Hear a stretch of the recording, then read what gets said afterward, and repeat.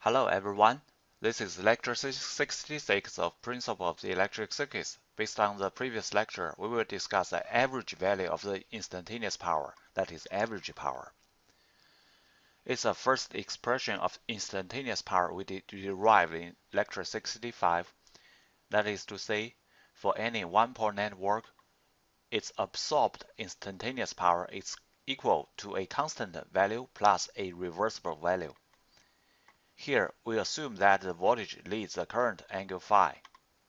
Here, again, the angle phi can be positive or negative. Now, let's solve the average value of the instantaneous power in a period.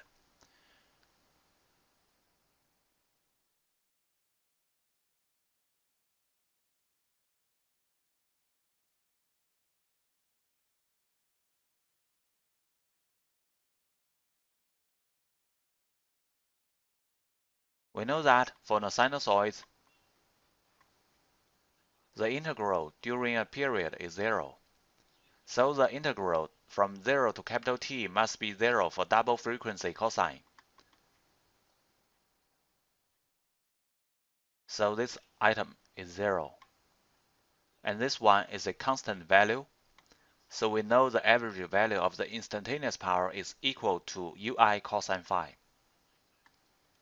where phi is the phase angle that the voltage leads the current. Here, we give a new definition for cosine phi. We call it the power factor. Phi equals psi u minus psi I. We call it the power factor angle.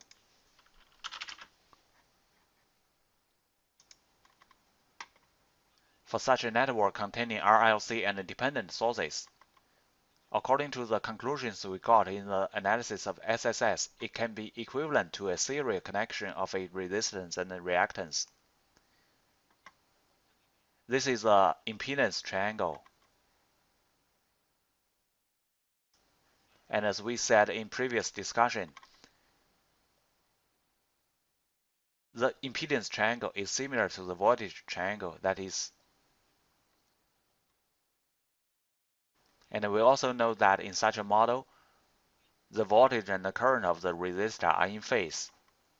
So the power factor angle is not only the angle of voltage leading current, but also the impedance angle in the impedance triangle. The unit of power is watt. Then we discuss the average power absorbed by resistors, capacitors, and inductors respectively. For resistors, the voltage and the current lead are in phase. It is no less than 0. For inductors, the voltage leads current 90 degrees, that is. It means that the inductors don't absorb power in the average sense, which is the same with the impression from the waveform of the instantaneous power in lecture 65. For capacitors, the voltage leads current minus 90 degrees, that is. Similarly, the average power absorbed by the capacitors is also 0, which also can be verified by the waveform in the lecture 65. Next, we discuss for a general one-port network. It can also be equivalent to the waveform to the form of serial connection of a resistor and a reactance, that is. Their impedance triangle is like this. For such a load, we know its absorbed average power is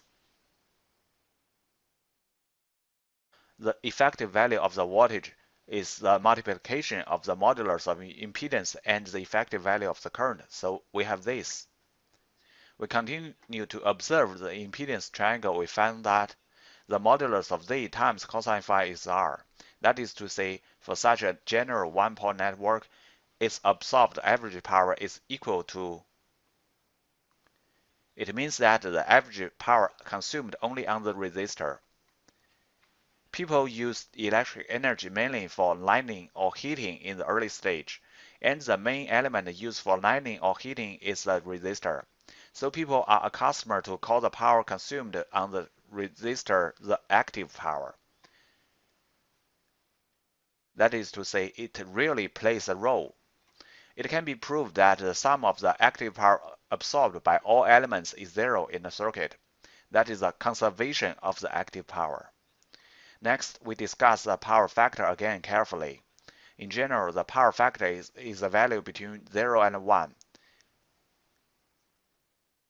If x is greater than 0, we know that the whole load appears as inductive. At this time, phi is greater than 0. We call the power factor is lagging. If x is less than 0, then phi is less than 0. We call the power factor is leading. Why do we conduct this distinction?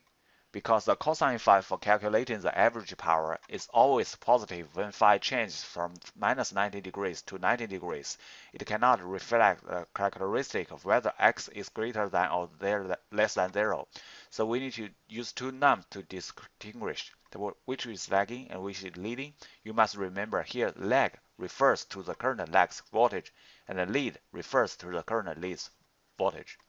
That is to say, if we say the power factor angle of a load, obviously it's not enough because I don't know whether the load is capacitive or inductive. If you want to express the load is inductive, you need to add. Then I know that it's an inductive load and its power factor angle is 60 degrees.